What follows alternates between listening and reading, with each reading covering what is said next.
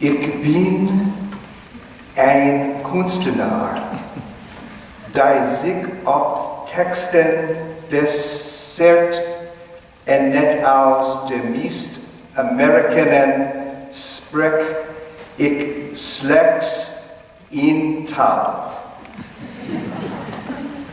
Wanneer men me vroeg om een lezing te geven in Leuven, vond ik dat het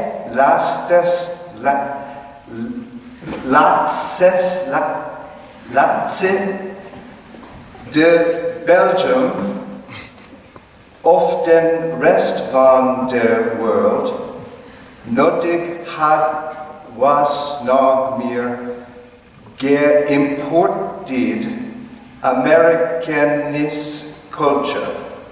In het Engels natuurlijk herinnert u zich de clashes I'm so bored with the USA. Aldus besloot ik mijn lezing te beginnen in het Nederlands en taal die ik nog nooit gesproken of geschreven heb.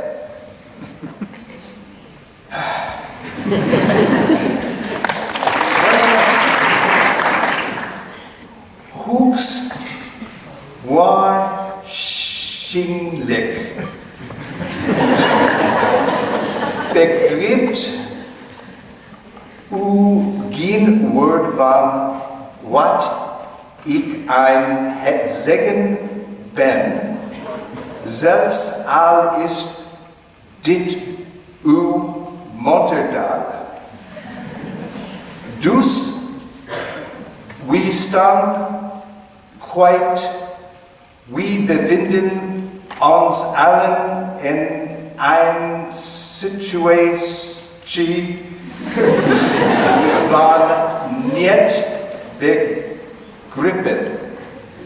Het enige wat we kunnen doen is luisteren naar de klank van de woorden in plaats van naar hun betekenis.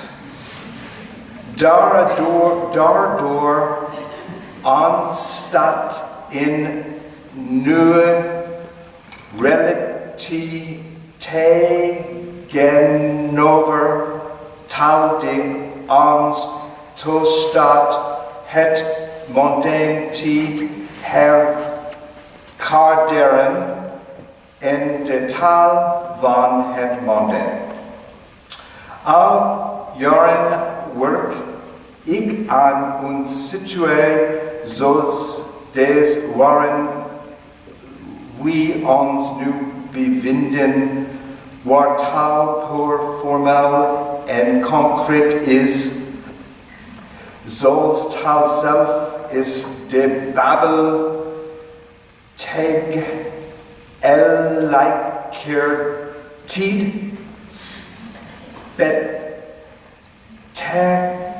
betekenisvol en betekenisloos.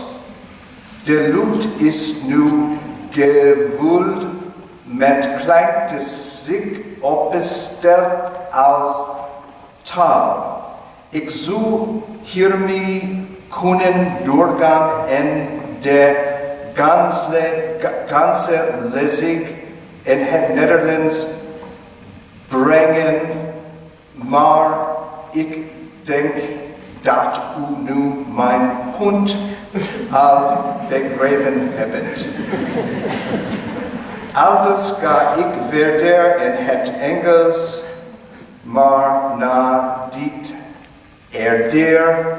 ruwe begin heeft u alvast een idee van wat ik probeer te doen met mijn werk in mijn eigen moederstaal. de utopische situatie benaderen waarin we aan abst dit movement bevinden die van gewilde onwetendheid.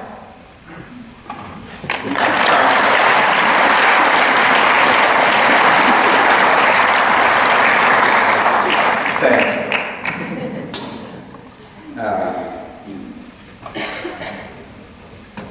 And thank you for coming. It's been an amazing week here. Thank you so much to the brilliant students at Pixelmad, and especially to Arne and Boris and Chris for producing this beautiful book and having me. There's so many people to thank, but thank you all for being here and for having to suffer my marvelous Dutch. I'm better in English. So here's what's going to happen. I'm going to do a really short reading from this brand new book that was just published today. It's the Pixelmad Lectures. These guys worked all night, and the idea was I wrote a book in the third week of April in 1996 called Soliloquy, which was every word I spoke from the moment that I woke up on a Monday morning to the moment I went to sleep on a Sunday night. And I published it, and it was 600 pages, and it's a bad book. Most of my books are bad. This one was particularly bad because if you think about it, you say so little of value over the course of a week. Here I am, I'm supposed to be a poet, I'm supposed to be a teacher, I'm supposed to have a lot to say, but it turns out that all I did was shit talk my friends, you know, and you know, went to the laundromat. I mean, it's a bad. However, 20 years passed, that was 20 years ago, and what I say has gotten no better since then. 20 years have passed, and we had this idea that we were going to make this book, which was going to be a soliloquy 20 years later for everything that I said this week when I was here. But what happened was, it was a comedy of errors. The tape recorder kept going off. The transcribers realized how much work it is to transcribe. They had no idea how much I talked. They began to get overwhelmed.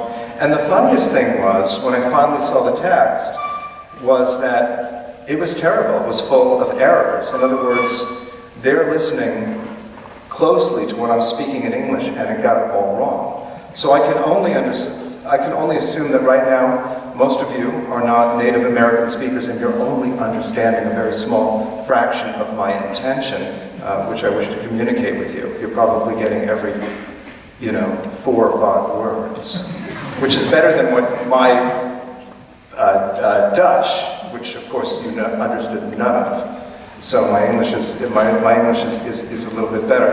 But I made a book with Jean Bois Editions called Against Translation, which talked about how difficult translation is. Translation really doesn't work. It's an approximation of a discourse. It isn't discourse. Translation is a romantic idea. Let's all get along. Let's all try to understand each other. But in fact, we really don't understand each other, and we're never really going to understand each other. And I thought translation is always a poor version of what you're getting. And then I thought transcription, these guys transcribing this, everything I said was even worse. So translation, transcription, it's never going to work. What I'm much more interested in is displacement. You're never going to understand me, I'm never going to understand you, but here I am, dropped into this situation, and we have to deal with each other. And I'm an anti-humanist in that way. I don't believe that we can ever really understand each other, but we can learn to accept each other. And I think the digital ecosystem promotes displaced objects the way that migrant culture produces displaced people. You will never understand those migrants, and those migrants will never understand you, but you can learn to coexist and to simply accept the differences. I think where we get into trouble is when we actually try to understand. I think that's a real failure. I just think acceptance is a better way to go. And I think I can trace this back to ideas in modernism of the displacement, the displaced object, the displaced text, somehow being truer than that which was authentically produced. So I think it's there, and I kind of think maybe a way to understand, a way for us to move forward politically, is to look back to modernism and try to understand, instead of trying to make a pretty picture, modernism often ripped pictures and ripped surfaces and said this is a truer situation than trying to make it all nice. I think we get into trouble when we try to make things all nice. Anyway, the long story to get around to this book was when it came and I saw the text, it was all wrong. And I had a choice then. Do I go back and correct it? That would be translation. That would be like, I'm going to make it nice. Okay? I'm going to take that which is rough and that which we really don't understand each other. And, let me go in and come on, man, I'll build a bridge to you. And you come to me. But I thought, no, I thought it's better to keep the rupture as a demonstration of the failure of understanding, embracing the misunderstanding as a document of misunderstanding, as being more true than understanding. I know these attitudes aren't going to win me political favor anytime soon, but I think they're rather true. So I had a reading. I was going to take you through a little bit of a reading of my work, but instead, what I'd like to do is I'd like to read a little bit from this, and then Jan and I are going to have a conversation here. So we'll do a little reading and a little talking. This is amazing. I'm going to read from a book that is published, from words that I spoke 25 hours ago. This is instant, this is really instant printing. It's amazing. I spoke these words only 25 hours ago. Well, I was affiliated with maybe the first international poetic movement of the 21st century that was known as various things, but around the notion of conceptualism and conceptual poetry. It was a movement that was formed in reaction to technology and to the new technologies that were very much emerging then. So I think that's probably where it would be. You can ask questions, you don't have to read them. Well, I think there are enough people that are critical about technology, so I don't need to be. That's all we hear, people being critical about technology. So I don't have any more to say. I could pile on and say, be critical of it. I don't think that's useful. So I try not to be critical of it, but I try to frame technology in a way that we're understanding what we're doing a little bit more. There is plenty of critical stuff on it, but there's a lack of understanding of what it is and that we're doing and how connected to deeper ideas historically and culturally. Let me just say something for a minute here. This sounds pretty good. The transcription is good.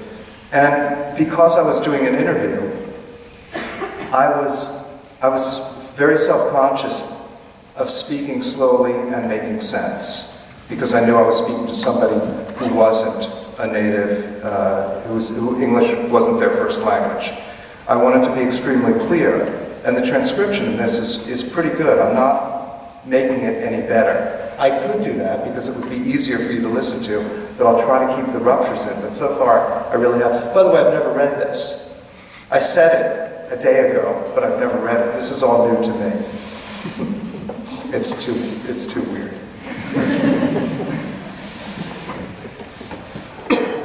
Okay. Well, it's also filled with truth, it's both. That's the real problem. You're trying to put a singular mode on top of something that is extraordinarily contradictory and complex. So yes, it's full of lies, but it's also full of truth. It's full of ugliness, but it's also full of profound beauty. At the same time, so you know. It's too simplistic, and that's where I think we get into trouble, when we try to moralize something that includes everything, because that includes the entire world. And I think it's useless to moralize that because it's just a condition. Yeah, there is some bad stuff, but there's a lot of good stuff, and somehow we can't say that. I'm not sure why, but we don't permit ourselves to. I think negativity plays much better on the net. Positivity doesn't play well on the web. Positive never triggers anyone. Negativity triggers. And if you tweet something negative, you're going to get many more retweets than if you tweet something positive. It's a culture of negativity. If it breathes more negatively, then that makes you more popular. In America, we have a president that won the office on negative Twitter feed. The more negative he was, the more attacking he was, the more love he got. So actually, that works. You know, Obama's feed when he was president was very pleasant. You know, President of the United States feed. Trump doesn't even use the President of the United States feed. He uses his own Twitter feed. Obama was all pleasant and very dull. And every time Trump tweets, the world shakes, which is amazing. I do think we should pay attention to it. He's the most powerful man in the world, you know? It's weird because the most powerful man in the world is using internet vernacular to affect policy and lives. The way he types like any internet kid, with poor grammar, no punctuation, sentences that have been cut off. He's really actually using internet vernacular. They're improperly formed sentences, which is what internet kids do. And to me, it's really remarkable, because I think if he would speak in proper sentences and write things the way that they should be written, he would be irrelevant. He's somehow managed to tap into the vernacular of the web in order to light that thing on fire. I mean, it's really brilliant and rather terrifying. But again, you know, I can talk about how terrifying Donald Trump is, but you don't need me to say that. I'm more interested in Trump's use of Twitter from a apparatus or structural point of view, how he's using it, how to use McLuhan's words, the medium is the message. I think McLuhan proves it's right. The medium is the message, and he won that. Hillary Clinton did not know how to use Twitter. So in the 21st century, the person that knew how to master the medium became the most powerful. And I think the game of media in us has changed forever as a result of it. And I think older outlets of journalism are scrambling to figure out what to do, how to react to that. I think the whole idea of fake news is really 21st century. And I think, like, the New York Times doesn't know how to deal with that phenomena. And I feel like old journalism is doubling down on being good old-fashioned journalism, and they're getting their ass kicked by the spin of Stephen Bannon or what's coming out of Russia or Trump himself. And I think media has to change. It has to enter that dark room of Trump and Bannon and Putin. And good old-fashioned media has to learn how to be fake. It has to learn how to use falseness in order to extract truth. I think it can be done. I think it's been done a lot in critical theory over the past 100 years, to use falseness, artifice, artificiality, hyperreality in order to reveal deeper truths. I don't think that journalism has ever had to deal with those ideas of Derrida or Baudrillard. And in a weird way, I kind of feel like Trump is enacting those things, whether he knows it or not. And it is now time for old media to have to deal with falseness as a way, as a path to truth. And they've never done that before. No, it's not my job. I'm a poet. It's not my job. It's really not my problem. And there's enough literature out there, you know, it's knowable and it's learnable, you know. It always is what academics or what we've understood, that there is no such thing as true news. It has never been true. There has never been truth. And it's a really stupid thing, but somehow the New York Times or National Public Radio in New York have, in the US, believe that they're the holders of truth and that Trump is spinning lies.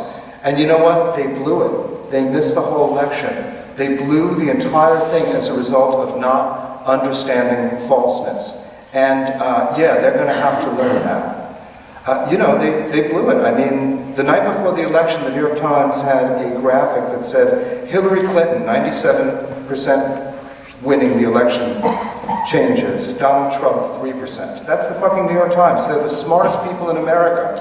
And it was the Washington Post, and it was also on BBC, and I'm sure it was that the Standard here was saying the same thing. Everybody. What the fuck happened? That's so crazy. You're not getting something. You blew it. that media. I'm not. I'm sorry.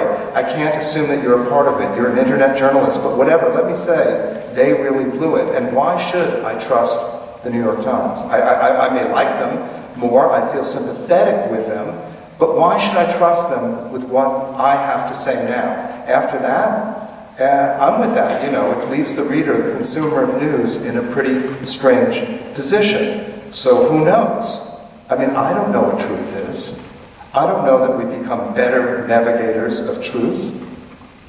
You know, on my Facebook feed, I can tell what's fake news. I can tell fake news from the left, and I can tell looking at a URL that it's going to be fake news or not. And you know, I don't have any fake news coming from the right wing because of my leftist filter bubble. There's all that fake news from the left, and I know not to click on it, and I unfriend that person that's spreading the fake news on the left. I feel that I've got a decent sense of it, but really, at some point, something's going to happen where bodies are going to be, I mean, like what happened at Brussels Airport. And then suddenly all your fake news, I mean, it's what Lacan called the real. You know, death will enter, and then suddenly fakeness will have to fall apart, and it's sort of a weird moment now, but there will be a terrorist attack, people will die, and there will be shot, all sorts of conspiracies around that. But there are going to be, you know, need people there to report what that looks like and how that feels. And you know, that is the Lacanian real. There are redemptive possibilities in tragedy, and tragedy will and does happen. Thank you.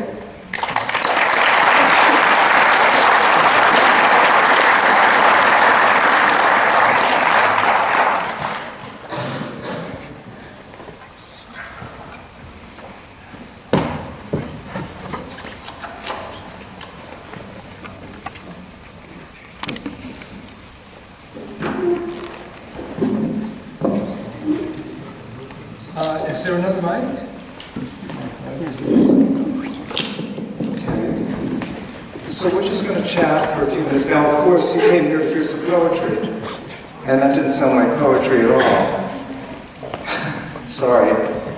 That's kind of what I do. I think we're going to do more. Is this going to be poetry between you and I? I guess it is if we say it is. Yes, I'm sure it will be poetry. Anyway, the theme of our talk, of our improvised talk, since I did prepare a questionnaire, and you did prepare your answers, unless one never knows, of course.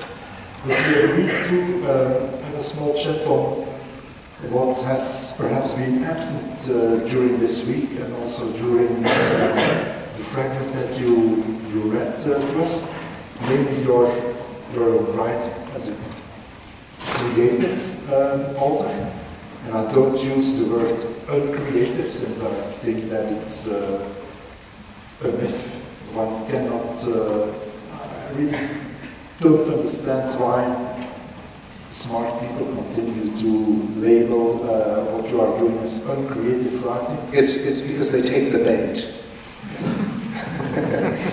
It's been programmed that way. Yes. Before asking you some, let's say, my first question, I would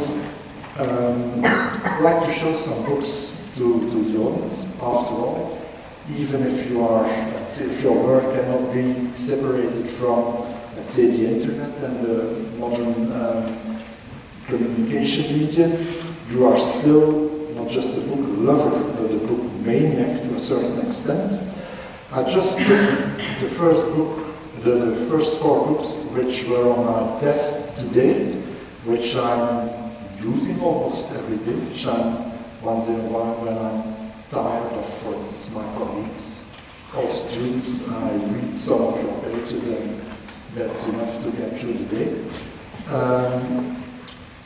You're really the only person that's ever said that.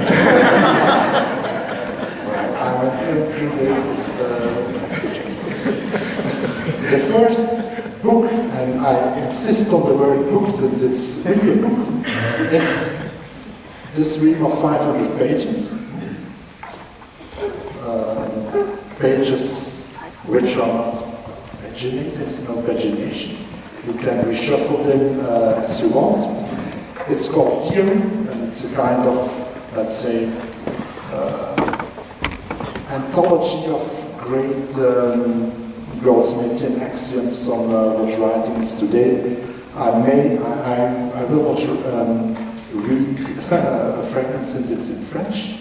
I have it. Would you like me to read a short bit of it? Yeah. I was going to be part of the. If this book wasn't published, I was going to read a little bit of that. Would you like just a touch? A taste? Can I ask you a question first? Yeah. Since, well, this is a book which I feel extremely sympathetic to it. And although it might be read as a kind of, let's say, written in praise of what is called uncreative writing, etc., etc., there is one name which is permanently on our mind when I'm reading you, and that's Oscar Wilde. Well, I think that the internet has given us back the art of the aphorism, of course, which Wilde is very famous for. And really, when you encounter an Oscar Wilde aphorism, it still spins your head. I think it's great. And what is Twitter? Twitter is just aphorisms. It's given us the compression. And that's why journalists love Twitter so much, because they write headlines. They get to take a big, unwieldy idea and boil it down to something that is imagistic and strong. So yes, and as a result, you're kind of getting back the notion of the aphorism. I'm gonna read a few of these aphorisms. How's that sound? Yes. I don't know. Do I write aphorisms? I've never heard you reading aphorisms. No, writing. Is theory aphoristic? I think so, yes. Yeah, okay. So this is, each one of these would be on a page. It's just printed like a regular piece of paper. I used to be an artist, then I became a poet, then a writer.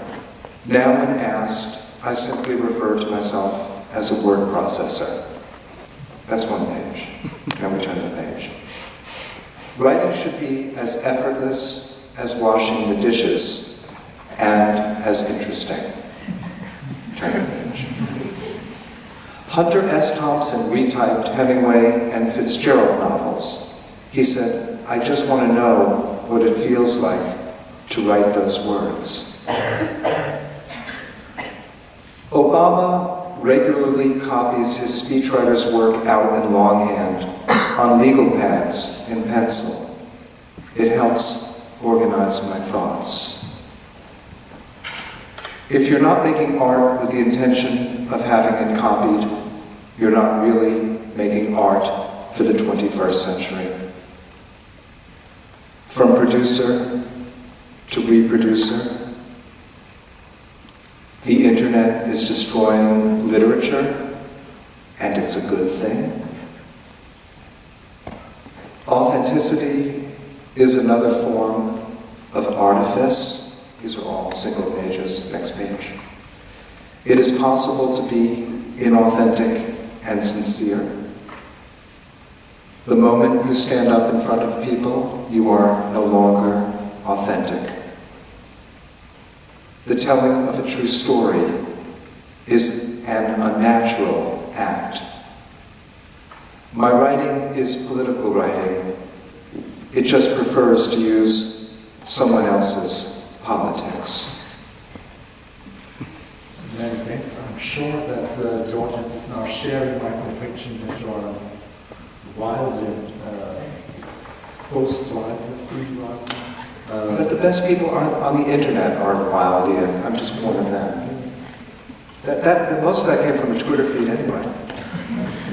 You know? I agree. Yeah, technology makes us change the way we write.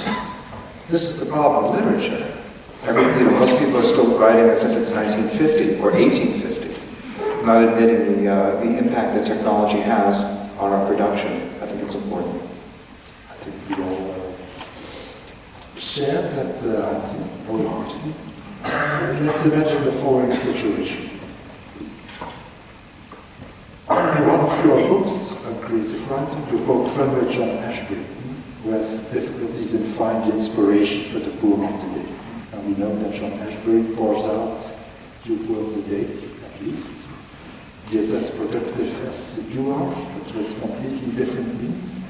So you wake up, you are in front of your computer, or if there's no power, in front of just the white page, and you decide to write on this rather than on that. What is the motivation behind the selection of the themes, the topics that you are working on? Well, with this kind of work, it makes all the difference what you choose to reproduce. You can reproduce something terrible, and it will be terrible. Or you can reproduce something great, and it will be great. You can reproduce something emotional, and you will be an emotional writer. You can reproduce something political, and you are a political writer. You can reproduce something dull, and you can be a dull writer. So, you know, there's no problem. You can say, what kind of writer do I want to be today? And then you take someone else's words and you write them, and they become yours. So it goes back to Duchamp, of course, because, I mean, it was what Duchamp chose that made him Duchamp. If Duchamp had chosen this bottle instead of the urinal, we wouldn't have cared about Duchamp. But it was what he chose. I mean, nothing that I'm doing is new. I'm just taking old ideas from visual art that have not been put into literature. At the same time, that comparison with Duchamp, of course, pops up very frequently. But to a certain extent, I totally disagree with that comparison. And for me, the difference is the following one. You gave the excellent example of the bottle of water, the urinal, etc. These are ready-made objects, etc. What you are doing, what, let's say, uncreative writers are doing, is something that is confronted or has to confront a problem that is not the Duchamp problem, namely size. I mean by the problem of size, the following issue. You start repeating, reproducing, between inverted commas, something. You start somewhere, and then you have to decide how much time you will continue. Here you continue in your book on New York for, let's say, 1,000 pages in, and we will come back on this book since it's my favorite one. Still the deaths and disasters. The fragments are rather short, so what makes that in certain cases you write short text and in other cases long text? Well, Duchamp's metric was singularity. Even though he made multiples of his things, there were always multiples of singular objects. His original notion was always of singularity, which was kind of strange for a time of, industrialization. But I think, of course, today the writer is confronted with nothing but volume. We have the entire internet, and that entire internet is pretty much made all of language, and all of it can be copied and pasted, all of it. And the metric of enormity is something that I think a writer has to take into account. I just think, writers, we think these words are our words, where there are words, and we're so precious about it. And when you put your language into the linguistic context of linguistic production on a global scale every day on the web, you know what your words mean? Nothing. They mean something to you, but they're a drop in the ocean. Really, get over the idea that singularity of your expression is sort of not true. What I say is jump into the ocean, become a part of that size, and float on it, and live in it, and use that water in order to create voluminous works. However, once we begin to cut and paste the entire internet, there's no end. I did a project called Printing Out the Internet, where I crowdsourced the first global printing of the internet. I asked everybody, it sounds funny, I know, but I asked everybody in the world to print out some internet and send it to me in a gallery in Mexico City. And if we all printed out 10 pages, we could print the entire internet. And maybe some of you have seen photos of me laying on this enormous pile of paper that was 8 meters high, 6 meters wide, full of internet. I think we got most of it. So, this is the problem, this is the paradox that you run up against. It's like, so once we begin to admit that we are in the ocean, then where does that end? And at that point, you have to actually step out of the ocean, and you've got to begin to then, use a dipper or something back into it instead of jumping into it. And that's kind of the way my production sort of went. It's becoming more like a cup as opposed to, a fire hose. I mean, I think it's been said a long time ago that trying to read the internet is like trying to drink from a fire hose. Okay? So I love that all the water metaphors work really well for digital culture. And I think finally I ran up against the futility. You see, before the internet, when I did my book Day, which is a reproduction, a transcription of a day's copy of the New York Times, it was 900 pages. And you had the one-to-one idea of transcribing this newspaper into a book. And there was a beginning and a middle and an end. And I knew when that project was going to end, and it was pretty great because it wasn't everything. And I didn't have to deal with that problem of copying and cutting and pasting the entire internet. I think a lot of bad art gets made with cutting and pasting, quite frankly, because it's so easy. It's very difficult to do this and to do it well. It's difficult to do what Duchamp did. Warhol too. I mean, how did Warhol know that one photo of Jackie Kennedy would be the photo that we cared about of Jackie Kennedy 50 years later? Or was it because Warhol used that photo of Jackie Kennedy that it became that? So I'm sorry, I'm going on a little bit, but all of this these are the craft of the uncreative writer. This is the craft. It's not so easy. There's a lot of problems. There's a lot of managing, and a lot of course, existential questions. Sometimes I'm sitting there doing something ridiculous, like retyping the day's copy of the New York Times, and I have to stop and ask myself, what is it that I'm doing? And I have to finally say, I must be writing. What else could it be? I'm not dancing. I'm not painting. I'm sitting here typing. I must be writing. This must be writing. I don't know what else it can be. And maybe I challenge myself because that's not an acceptable form of writing as I was ever told that it was. So when I hit that question, like, can this possibly be writing? That's when I know I'm on the right path. Sorry, long answer. I adore the answers. After all, the question was on size and volume. I talk a lot.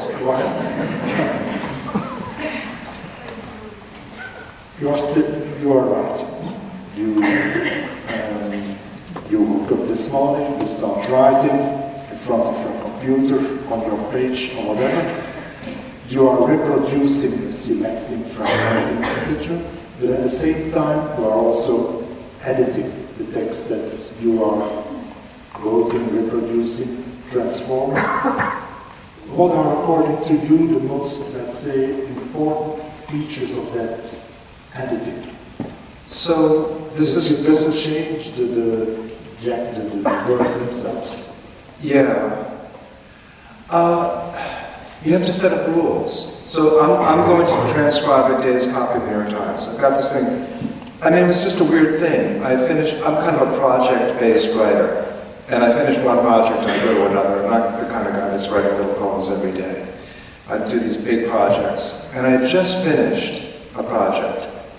And it was a Friday morning, September 1st, 2000, the day before Labor Day, a holiday in the US, weekend. It was really a nothing day. And I went downstairs, and in those days, in 2000, you still received the physical copy of the newspaper. And I said to myself, I have nothing to do today. I have no new project. And I picked up the newspaper, and I looked at it, And I thought, what if I retype this whole thing? Okay, and so I'm like, that sounds like something to do. Well, that something to do took me a year and a half, working 8 hours a day to do it. I mean, it really was something to do. And it was wonderful. And it was really the best year and a half I ever spent. But you have this thing in front of you, and you look at it and you say, okay, now how am I going to proceed? You know, where do I start? How do I deal with the photographs? How do I deal with the advertisements? How do I deal with the columns? I'm uncreative, so I don't want to be creative and go across the columns. Wouldn't that be creative? A big cut-up. No. I want to go down the columns, and I simply want to retype the thing. Okay, but what happens when I reach the end of the column, and it says continued on page 10? Do I then jump to page 10? Or do I drop to the column below it? How do I make my way through the page? And what about an advertisement for a car? I want to pick up all the language in the paper. I can't pick up the language of the image, but the car has a license plate. And I've got to get a magnifying glass. Really, I did. And I have to look very closely, and I have to find the numbers on the license plate that's there. And so on and so forth. So the whole thing develops a methodology and a procedure that makes it possible, a set of rules that makes it possible to kind of do the impossible.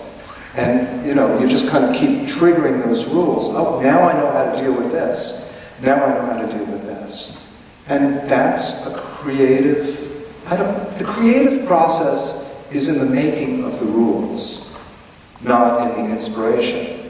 I think of my work as you build a machine, and you pour language into it, and if you build that machine well, what comes out the other side is going to be good.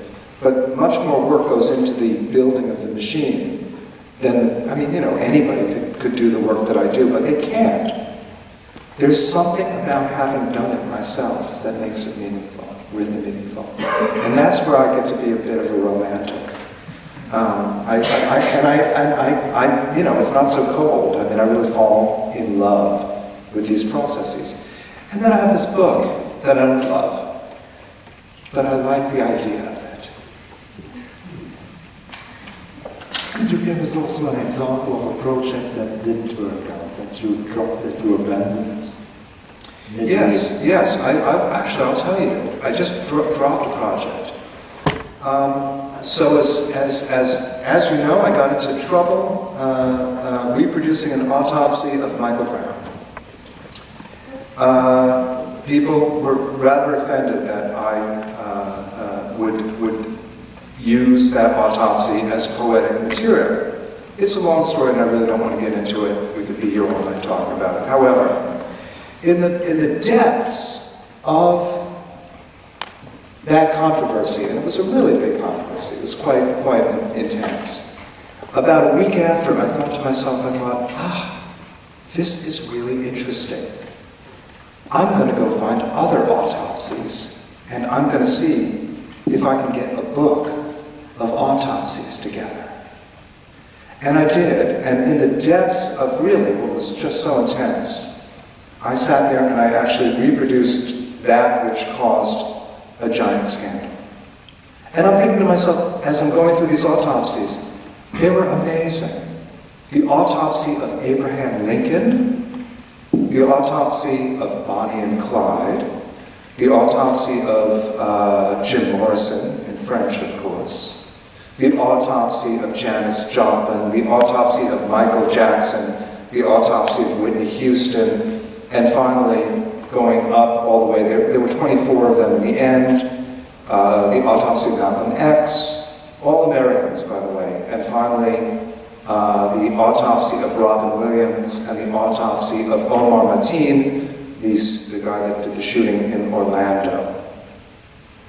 And I did all these, and they were really, it's amazing. It's an amazing book. I'm sorry, but it's great. And then I put it down for a little while, and I wanted to publish it right in the midst of it. I really did, but I didn't. Now 2 years went by, and I have a contract from my publisher, from Powerhouse Books, the people that had done this one, I always thought of this book of Autopsy as an update, the second of the next version of Death and Disaster. What do the bodies of these tragedies look like? It's really an awfully difficult book. And I have a contract, and I signed a contract to do the book.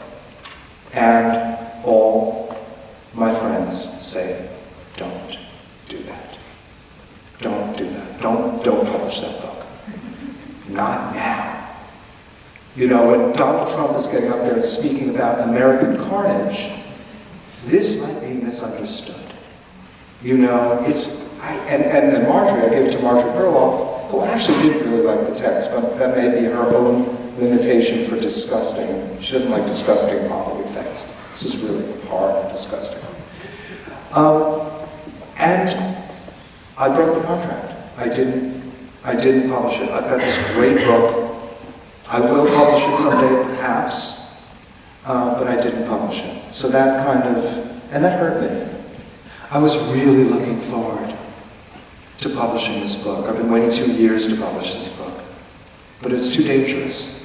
It's really fucking dangerous. And I had to listen to people. Because I would have done it. I care, but I don't care that much. So yeah, that's a project that didn't go. And now I'm kind of without a project. I worked on that so intensely last year. So it would have been an update of this book, which I consider, this is just my personal opinion, your masterpiece, I may use that term, so 7 American Deaths and Disasters, which I don't know how to classify this book. Is this history? Is this poetry? To a certain extent, it doesn't matter, of course. But when you were doing this book, when you were preparing it, when you were editing it, when you were reading, proofreading, etc., which kind of audience did you have in mind? Because this can be read as well by, let's say, historians, as by poetry lovers. Yeah, well, why don't I read a tiny piece here, because I was going to do that. This is from the death of John Lennon. See, if I could have found John Lennon's autopsy report, it would have been called The Body of John Lennon. They go very close. So this is from John Lennon. John Smith is on the line. I don't care what's on the line, Howard Cosell. You've got to say, we know it in the booth. Yes, we have to say it. Remember, this is just a football game. No matter who wins or loses, unspeakable tragedy confirmed to us by ABC News in New York City. John Lennon, outside of his apartment building on West Side of New York City, the most famous perhaps of all the Beatles, shot twice in the back, rushed to Roosevelt Hospital, dead on arrival. Hard to go back to the game after that news flash. Frank Gifford? Indeed it is. In the latest report we've got from the Associated Press, a police spokesman says a suspect in the killing of Lennon is in custody, but he would give no further details. The spokesman did say it was not a robbery and that Lennon was most likely killed by a deranged person. It's 11:15 right now, and we're going to be doing a full hour of the Beatles in lieu of Boston on Moon Rocks tonight. It's 18 minutes after 11 o'clock on this, a rather gloomy Monday now for, I was going to say for fans of music, but certainly anyone. John Lennon, former Beatle, shot to death in New York City this evening. It happened outside his apartment on the city's Upper West Side. Lennon, who just had his 40th birthday in October, was rushed by police to Roosevelt Hospital and pronounced dead on arrival. According to the police, the shooting took place outside the Dakota, the century-old luxury apartment building where Lennon and wife Yoko Ono lived. Police have a suspect in custody. They describe him as a, quote, local screwball, and they say there doesn't seem to have been any motive for the shooting. It was just 2 months ago that John released his first single in more than 5 years, ironically titled, Just Like Starting Over, John Lennon Dead Tonight in New York at age 40. I would imagine Beatles fans at this point, just fans of John Lennon, who for no other reason are shocked and just felt they wanted to come here and be close to him. Every other signature song for the remainder of this hour will be a track of music by the Beatles, as we kind of, shall we say, think or exist in memorial for the death of John Lennon. These are news reports. When you read your own text or this text aloud, do you take into account, let's say, the original pronunciation of the speaker on the radio channel, or how do you, let's say, make the step from print to oral? This is an oral performance. Well, you know, I was hosted a radio show for 15 years, and I got really good on the radio. When I first got on the radio, it was an alternative kind of college station, and the station programmer said to me, you know, one day he pulled me aside and said, you know, you're sounding too slick. We want to sound like real people here. Please put some more ums and ahs into your talk so that you stumble a little bit and sound like a real person. Okay? So I am extremely sensitive to the voice of media. I've done it, I've listened to it, I've played with it. Even the way that I'm speaking now has been influenced by being on the radio for 15 years. And it's just, that's it. I hear media. I know it. And that was the beautiful thing about this book, is that all of that slickness of media kind of fell apart as people began to stumble for words to describe that which they never thought they'd have to describe with their own eyes. So a guy gets up in the morning of September 11th, 2001, and he's doing a morning, what in America we call a morning zoo show, which are two guys screaming back and forth about sports and making jokes, and they're real idiots, and they're paid to be stupid, okay? And they are really stupid. But somehow, that morning, when the plane goes into the building, those are the people who have to narrate what's going on, and they don't know what to do. Their shtick is no good on this one. You can't make dumb jokes about something that's unfolding. And that is the moment that I really wanted to catch, is the tear in the media at that moment of crisis. So, you know, when I transcribe, I set up certain rules. In I always do comma, comma. That's my personal way of transcribing. That's my rule. As a matter of fact, if we played, you see, transcription is very personal. I talked about its failure before. But if we played a short radio clip and everyone in this room had to transcribe onto the page that radio clip, we would have 100 different versions of what that was on the page. No two, I guarantee you, no two would be identical. We hear and transcribe language personally and differently, and that is a form of self-expression. So I'm extremely acute in what I do, but it's just the way that I do it. That's how it works. Perhaps a word on capital, which is your, let's say, reinterpretation, if the word is correct, of Benjamin's passage and work on Paris. This is on New York, the 20th and 21st century.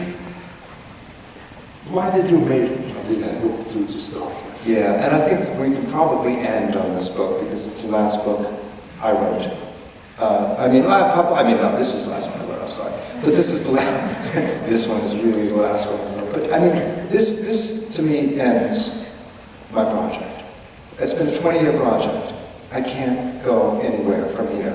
I had the autopsy thing. I think that was cool, but that was kind of fit somewhere between this one and this one. So maybe this would be a good place to finish our conversation about this.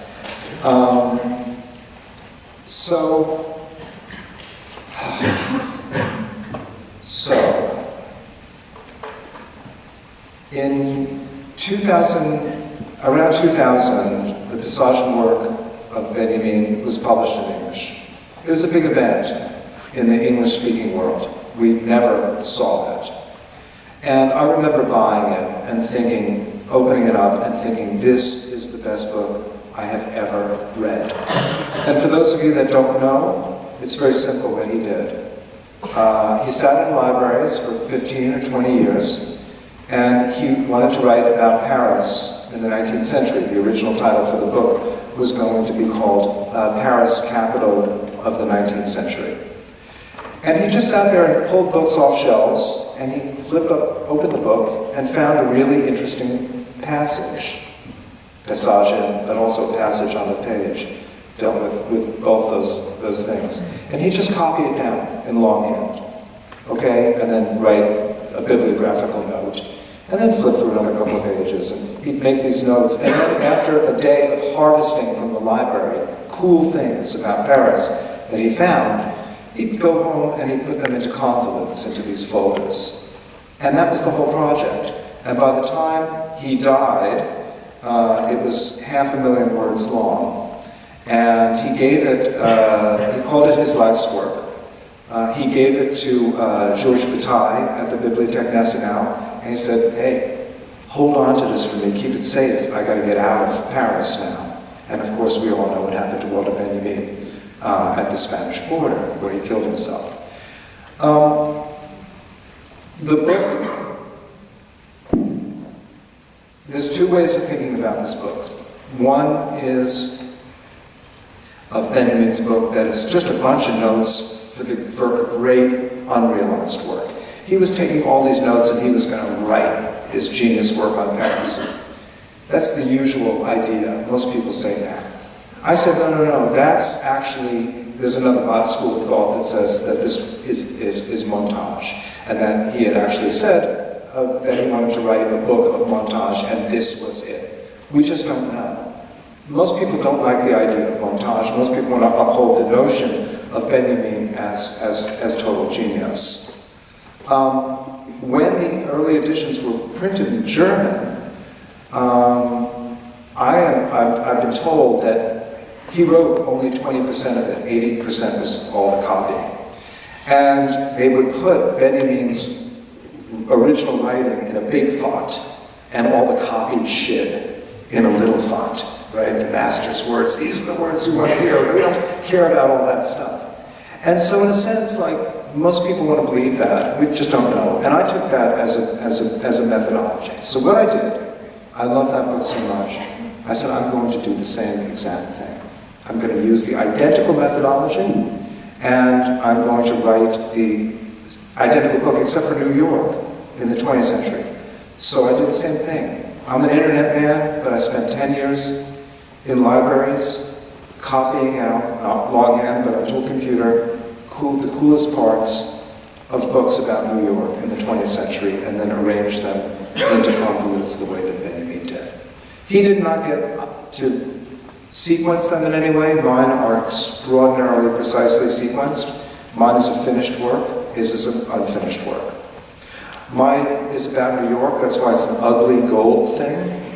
I didn't want anybody to mistake that I was trying to be Walter Benjamin, or that New York was trying to be Paris, because the two cities couldn't be more different. You know, Paris in the 19th century was shadows and revolt and the barricades and marks and et cetera, et cetera. New York was jazz, skyscrapers, Andy Warhol, pop culture, advertising, reflection, refraction. And I wanted to make this, you know, it's funny, I used to be able to say this, that I wanted this thing to be as ugly as the Trump Tower. But you know, that's when he was just another asshole real estate guy in New York that made ugly things. The gaudiness, the shittiness of cheapness of New York culture, that's why I wanted it gold. People say it looks like a box of chocolates and duty-free, and I like that. You're not going to mistake this for Walter Benjamin. So that's kind of the way it happened.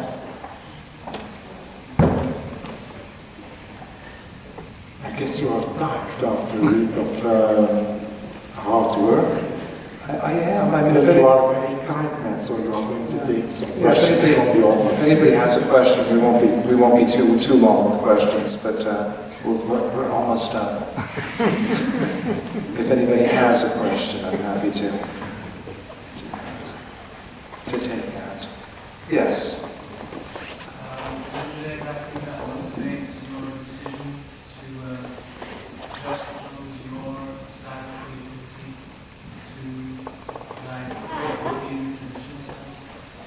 Or you know what we need? We need like Occupy Wall Street. We need a human microphone. You know how they do that? Want me to shout? Yeah. Or do you want to have? Yeah, I'm sorry.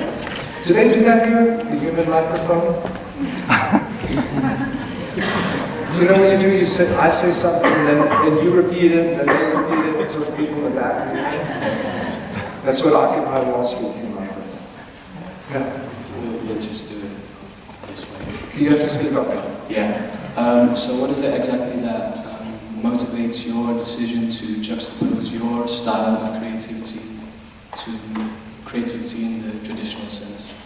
Oh, you know what? I'm not sure they're so different. I mean, I really like creativity, but I really don't like what it's become. I think creativity has become terribly uncreative.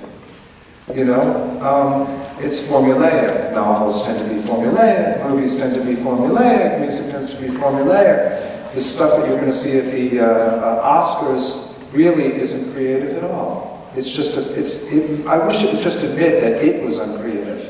Then I could call what I do creative. You know? Really, the music of the Grammys, nothing is creative, really. Lady Gaga at the Super Bowl, really, is that creative? Honestly? I mean, she's uncreative. So my idea was really just to do all the things that were not permitted in creativity, and call them uncreative. Unoriginality, copying, appropriation, stealing, plagiarism. And suddenly, you get a whole new invigoration of creativity, I think, yeah. That's my relationship to the traditional. Okay, thanks. We have one here, down close. Thanks. Wait. They have to hear you in the back. I can. No, but they can't hear Yeah. you like that. All right. Here we are. So you began by speaking about displacement. I feel like you ended by speaking about displacement. And so I have sort of two simple questions. Do you ever find that sense of displacement, whether textual or human, lonely? And two, do you ever feel displaced from yourself or from your prior texts? I find the displacement to be alienating in a comfortable way. I like it. I don't have to be with it. I don't have to be in it. I just have to be next to it in order to feel it. And I hope I'm sensitive enough to feel it and not be lonely by that. And do I ever feel displaced from myself? I don't know what you mean. Well, for instance, you've spoken about your work you've spoken about the projects that you've had and falling in love with these ideas, feeling like they're really cool, or, there's a non-displacement in that relation, right? So is there a book maybe that you look back, a project of yours that you no longer feel so close to? Oh yeah, I don't like any of them. I hate my books. I mean, I really don't like them. Why would I ever look at them? I feel really displaced from them, yeah. This is the one I really like the best. This is the best one. This one is I'm really connected to. This is my autobiography. I'm a New Yorker. I've never lived anywhere else. Even though not a single word in this book is mine, I cry. This book makes me cry when I read it because it is my history. It really is. I feel extremely emotional and close to this book more than any of them. The rest of them, they're nice ideas.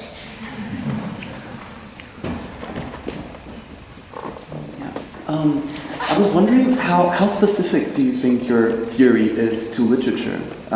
Because it seems to me that your approach to literature could easily be thought for other media. For example, how would you consider working with cinema, for example? No. I mean, the famous thing that I've said a million times, that in 1959, Brian Gysin says, literature is 50 years behind painting. See, everything I've done has already been done in other fields. Why hasn't it been done in literature? It's weird to me. You know, Duchamp in the visual arts and hip hop. I mean, it's kind of like, you know, a DJ. You know, like we know there are great DJs that work with pre-existing material and mix them together in unique and brilliant ways. Nobody ever expects a DJ in the middle of their set to stop playing and the turntables, the fake turntables, and pick up a saxophone to show us that they can really play.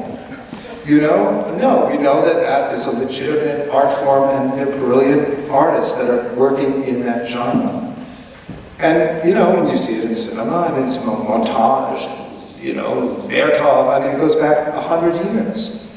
But somehow, when we get to literature, it's our words. How dare you fuck with language? You will pay for that.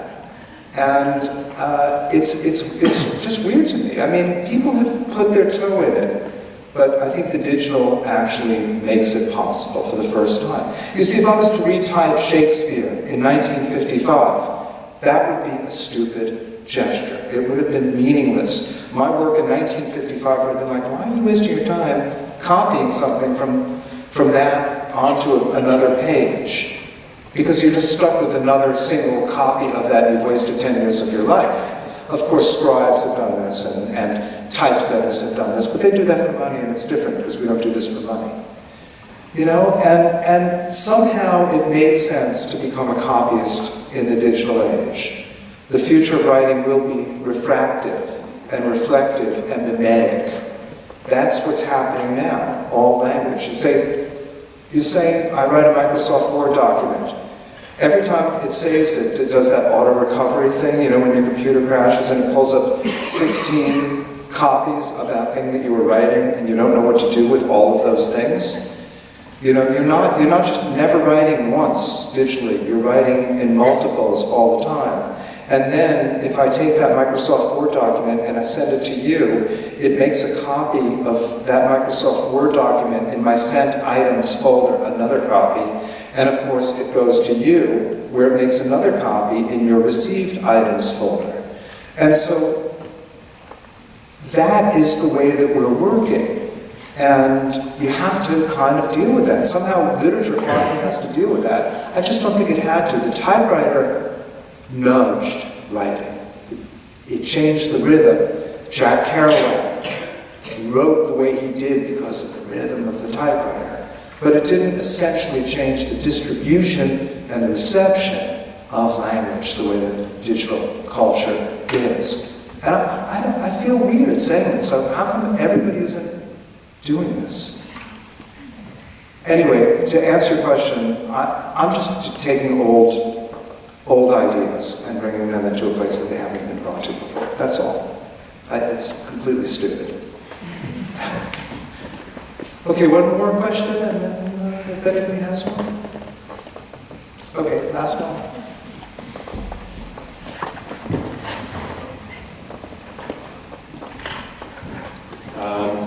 I have a question about, I did an essay on a postmodern writer. I think he was from the 70s or 60s. I forgot his name, but I learned a new concept when writing this essay. The concept was self-imitation. So it was what? Self-imitation. Self-imitation, right. So I contrast this concept with the new sincerity movement, because there is apparently a type of irony, cynicism, and a strong self-imitation in the US, and people are like using these as different facades to not be direct with others.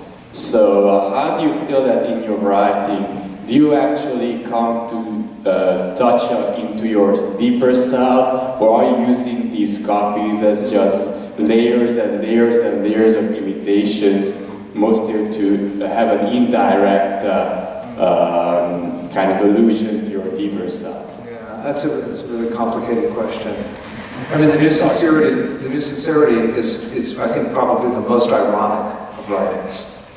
And I think it's very self-consciously that way, and I like that. I like that self-consciousness. If it isn't self-conscious, I don't trust it.